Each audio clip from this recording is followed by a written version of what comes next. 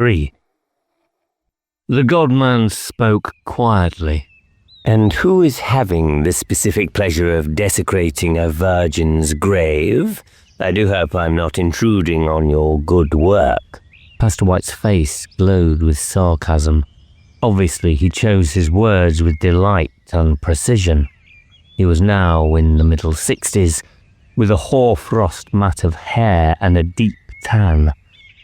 The stranger, still holding the garlic flowers, smiled through his sunglasses and stood up. May I introduce myself? You most certainly may. My name is David Hanlin. I'm not desecrating this grave. I simply picked up this bunch of garlic flowers because it is a strange phenomenon. Not exactly in themselves, but certainly in my field of research. Do explain yourself. David found himself talking in the same pedantic tone as Pastor White. This disturbed him. I am not suggesting that the garlic flowers themselves are odd, but I am suggesting that they carry unpleasant implications when found on a new grave. Like this one. Necromancy, etc., and I'm carrying out a village-to-village research on religious cults for London University. Christ is not amongst them. I hope I'm making myself clear. Well, not very. Research into the old religion, hey? Presumably you are being humorous. Witchcraft as such exists certain uncultivated areas of Ireland and Scotland, and maybe impure in East Anglia. But I, personally backed by God himself, of course, have stamped out any shadow in my parish. I know I'm making myself clear. With an index finger he pointed at the church spire. The slender arm of Christ cuts through the village's nightmares now. I have firmly printed a cross on their hearts. Occasionally a little fever breaks out in the lower orders towards midsummer, but communion skins the naughtiness off their groins, if you follow my accurate but doubtful metaphor. Hanlin did not bother to follow Pastor White's involved syntax at all. Forgive me for saying so, Reverend. A white, as in a snow, if you follow me. Of course. Well, Reverend White, could I possibly look into your church? God's house is accessible even to you, but if I may presume, why, if I may presume? Communication was progressing fast. The settlers were going to be very helpful. Well, there were certain occult signs in the last village church I went to which escaped even the vicar's notice. The signs are generally harmless. Not always, though. May I ask which village you applied your doubtful Sherlock Holmes ability to before this? May I ask? Insatiable, isn't he? Thought Hanlin. The pedantics of the Reverend were beginning to irritate him, but he controlled his tongue. A church in Tintagel, early this morning. The lie sounded very sincere in the early afternoon sunshine, like the lie concerning London University, like all the lies of today. He was a very accomplished liar, and knew it.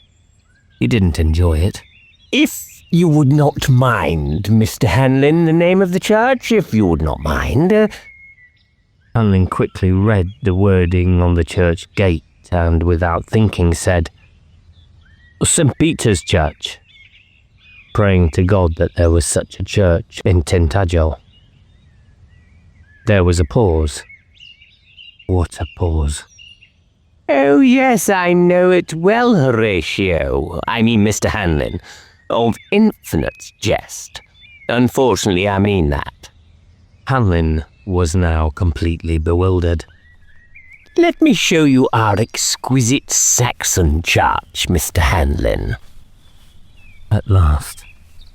The spire was added at a later date, I think. God's forefinger was unknown in architectural terms. Oh, he's off again. During the choppy Saxon days, if you follow me. Yes, I'm following you, but for Christ's sake, lead me into God's tomb before I explode with your verbosity. Never heard anything like it. Some people make God's position relatively impossible in a modern society. Are you so kind, Reverend White? Eventually, Reverend White led him into the church, into the ice light, the frosty saints and the stained glass. As soon as they were inside, Hanlin removed his sunglasses with relief. The irises of his eyes were a subtle mixture of king purple and pink, not very pretty. They glimmered opaque and pale as the flagstones, even when the ice light caught them. They did not glitter. But they were very disturbing to look into because of their smoky, unreal colour. Their flatness throbbed like perch eyes in translucent water. The Reverend could not prevent himself from staring into his eyes. He was temporarily hypnotized by their flesh colour. With a penny, David rubbed the inflamed corners. He pressed the cold penny onto the source of pain. Slowly, the pain subsided. Your eyes, Mr. Hanlin. Interesting, aren't they? They don't get on very well with sunlight. It's a shame. I love the sun. As he said this, he stroked a ribbon of light on the sleeve of his green tweed jacket. His other hand changed the grip on his briefcase. It was mercifully cool in the stone shadows of the church. The dark stained wood of the choir stalls led to the polished marble of the altar. Everything was rich but simple. Diffused sunlight and liquid glass rippled on the face of the altar, and then he saw there was no cross. The altar was completely empty. Nothing. Hanlin stared at the Reverend. The cross, Reverend. Where's the cross? Reverend White edged his sepulchral mouth into a doubtful smile. Oh dear me, yes, it's missing, is it not? It often appears to evaporate in sunlight, if you follow my lyrical meaning. He must be mad, Hanlin thought, taking it so calmly. I wonder if the grave dancer I saw was responsible. Shouldn't you report it to the police, Reverend? Oh dear me, no. The cross always comes back, even brighter than when it left. It is as if, how shall I phrase it? A cherubim had put in polishing overtime, so I never worry. Hanlin's reply to this was to run down the centre aisle of the church. The Reverend was startled, to say the least. You shouldn't gallop about in God's house, you know, the Reverend shouted, galloping after him. God usually has his midday hibernation approximately now. He has to work very hard. David had already reached the altar, on which he found another bunch of garlic flowers and something else. The Reverend pointed up to him. David pushed the something else into the Reverend's hands. The Reverend saw what it was and dropped it.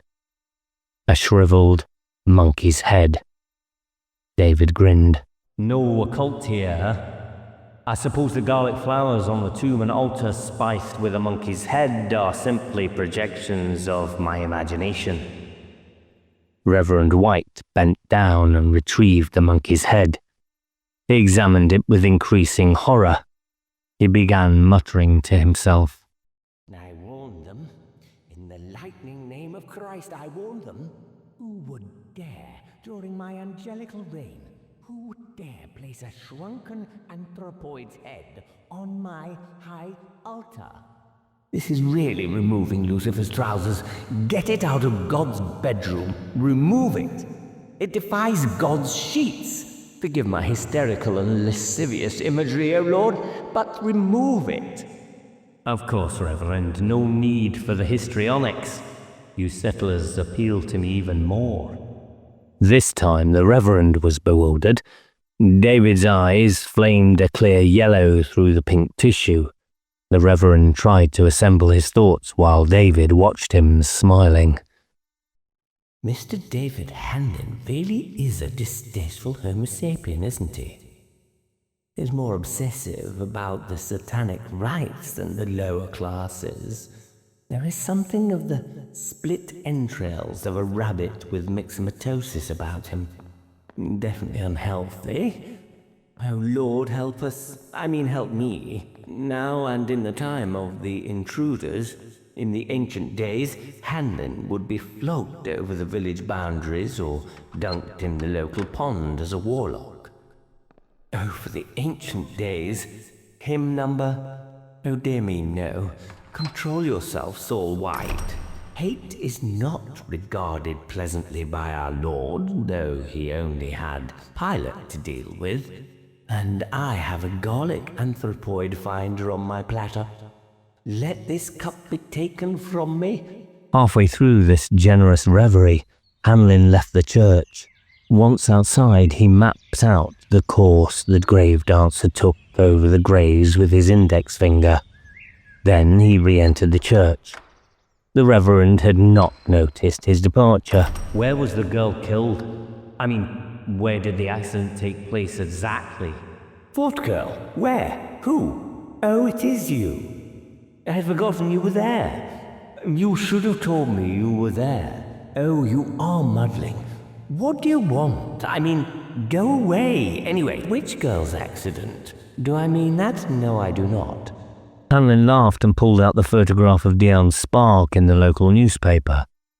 The Reverend was obviously startled. What does this Bolshevik stranger want? He probably wants to dig up her body. I know. He's a vivisectionist or something. Are you a vivisectionist? I mean a resurrectionist or a Seventh-day Adventist? Why did I say that? You will think me of a boast pretentious old duffer if I continue in this over-bloated fashion. Where did she die, priest? Where? Games are over. Daddy's home. Where? There was no smile in the purple eyes now, only triggered power. The pupils were sooty tunnels. The Reverend moved up and down on his toes like a nervous ballet dancer. How dare you address a deputy of God's high throne in that tone of voice? Hanlin smiled. Honey flickered over the eyes, sugaring the anger. Do forgive me, Reverend. I'm so sorry. It's just that I was Diane's uncle. Her mother's my eldest sister. The Reverend decided to believe him whether it was true or not. Anything to get rid of him. My dear boy, I'm so sorry. But why did you not say so before? It would have prevented our accumulative misunderstandings. Yes, I should have, but I'm still a little tense about it all. Well, we buried her here, actually. Well, not specifically here. In the graveyard, of course. Nice service, very spiritual, though I say so myself. After further diversions, the Reverend explained where the oak tree was, with an elaborate "thank you." Clutching his briefcase, David left the church a second time. He vaulted the churchyard wall and headed for the woods. Mr. Spark listened to the feet moving in the left above his shop. It was 2 o'clock, 3.5 hours since the funeral. My wife's so silly, she just won't relax. Oh no, we have to have the dramatics. Fancy holding a literary meeting on the day of your daughter's funeral. I suppose all the regulars will come. I don't get it. I never do. My poor little girl. My wife, she says. Our Diane died 3 days ago, and the funeral meant nothing. Perhaps she's right. I know she don't hold with church, but I wish she had more respect, and I wouldn't even come. At least she could have done that. What's the matter with her? She never listens to me, never talks to me, always to her mother. Never to me. Is Mrs. Spark upstairs, please? She told us during the service she wanted us all to come round for a reading. We thought it a bit odd, but... Yes, she's upstairs. 2 or 3 have gathered upstairs already. That's the sugar lumping you can hear. Is it just an ordinary meeting, or... I think she just wants to take her mind off... Well, you know what I mean. The Rowbottoms knew perfectly what he meant. Rowbottom's eyes licked behind his white lids. He used his eyelids as tongues to moisten his parched eyes. There was something of the lizard about him, a hint of green under the skin and the uncomfortable way his head was wedged into his shoulders. As Mr. Spark watched him, he felt disgust curve through his body. He did not trust Rowbottom. The feeling was mutual. Spark considered whether to refuse them admittance. Only momentarily he realized they might calm his wife, so he indicated the stairs, leading to the loft where the meetings were held. They mounted the stairs. Mr. Spark returned to polishing the sweet jars. When they reached the landing, the Rowbottoms exchanged smiles.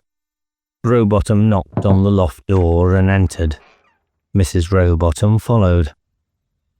The loft had a low, thickly beamed ceiling. Everything was white except the burnt beams. 2 latticed windows opened onto the street. In the centre of the long room there was a polished oak table, piled with manuscripts and leather volumes. Quietly, 2 grey candles smoked in a lance of sunlight. Mrs. Spark was serving early afternoon tea to her visitors who sat symmetrically around the table. The Rowbottoms assumed their seats in silence. Rowbottom faced the Epicurean, Lawrence Creedy. Mrs. Rowbottom smiled at James. William faced Tom, the 3rd labourer. Only the chairs at the head and foot of the table were unoccupied. Mrs. Spark continued to serve tea. Suddenly Lawrence Creedy reached over and lifted a small volume from the mountain of books. Everyone tensed, waiting. Water shadows seemed to lap the ingle nooks and the corners of the ceiling. Tallow embroidered the candelabra. Creedy opened his volume at a selected place and chanted the opening verse of Keats' La Belle Dame sans Merci. This was orchestrated by the asthmatic breathing of William. Mrs. Rowbottom impatiently scratched her spoon on the bottom of her cup, digging for sugar. She removed the spoon from the cup and then proceeded to scrunch it between her false teeth.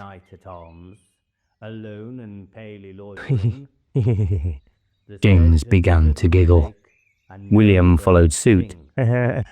Creedy was unimpressed and continued the recital. Mrs. Spark set the silver tray on the sideboard and sat at the foot of the table, amid guffaws. Creedy completed the poem, unimpressed by the intellectual reception. The listeners were nervous and he knew it. After all, they're part of any country experiment, he thought. They are the explosive elements in the orchards and cornfields. They stimulate me. And he closed the book. They are the bread, and I am the yeast. In the cool room, 12 eyes focused on Mrs. Spark. A midnight emerald answered them. Will he come, do you think? To make the round? Will he? 14 eyes stared at the empty owl-headed chair at the top of the table. Lawrence Creedy dribbled softly out of the right-hand corner of his mouth, retrieved the dribble with a beige-coloured tongue, and murmured, "He wouldn't miss it for the words." Oh, he wouldn't miss it. David Hanlin walked casually toward the woods, noting a telephone booth 300 yards to his left. He stopped by it.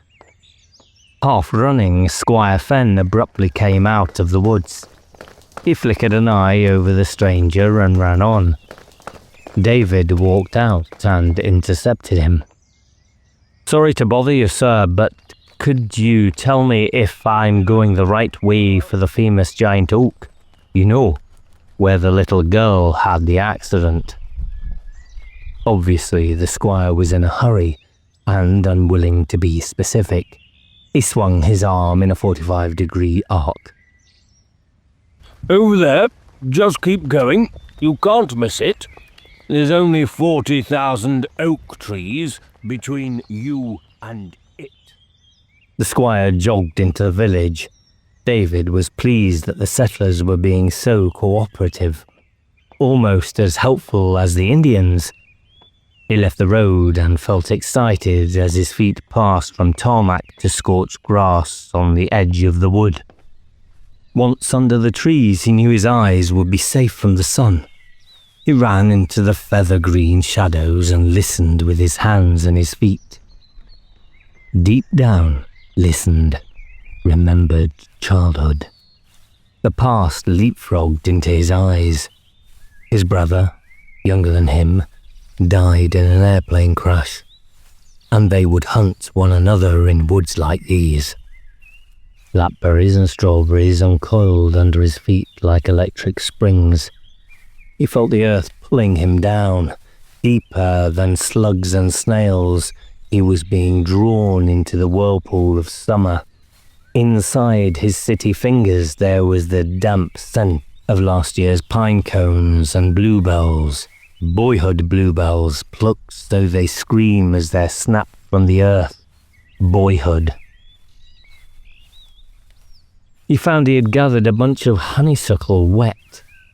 It clung to his hands. With one hand he removed his sunglasses. His mauve eyes rested in the cool. It was luscious, too luscious, unreal. But he had come to these woods for a purpose.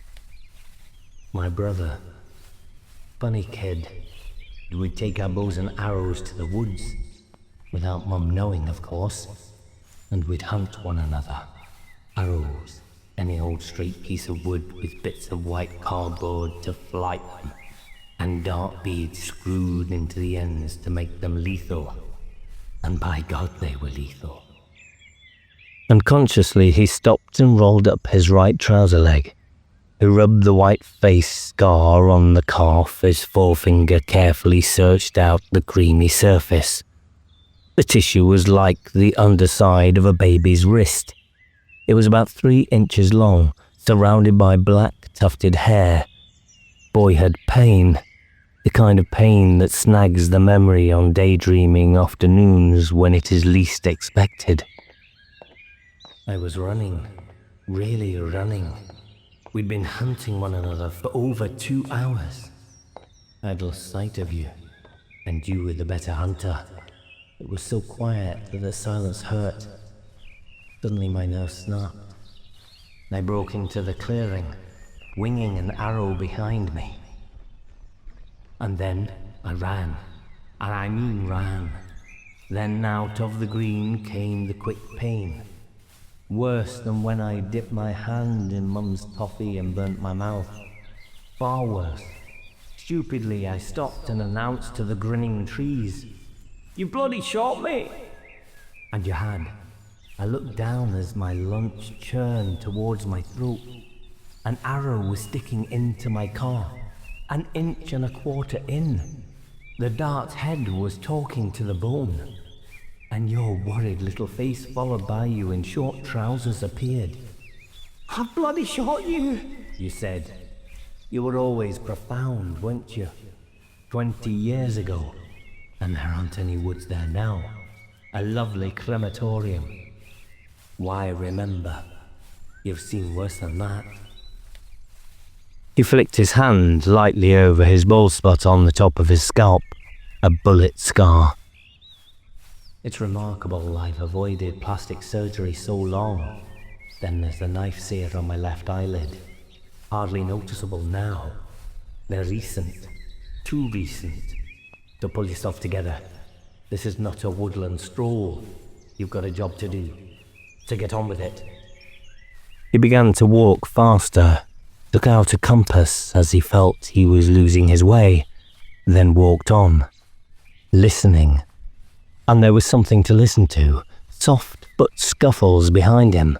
A rabbit or what? Then he felt eyes like minute blow lamps eating into the base of his skull.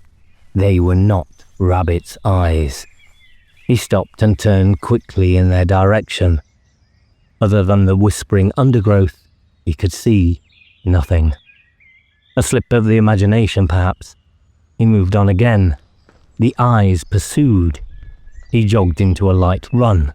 He was unsure whether he was frightened, but he thought he might be. The leaf-footed thing broke into a run also. If leaves can run, that is.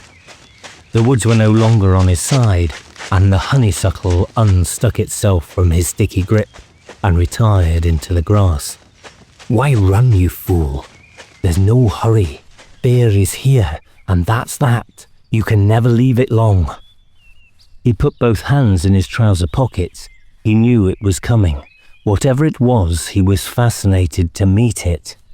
He wiped his perspiring hands on the lining of his trouser pockets.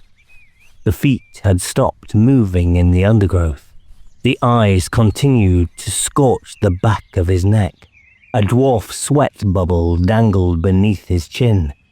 The sweat glands were working overtime. He stopped walking altogether. He wanted to shout. He did not shout, and the eaves laughed.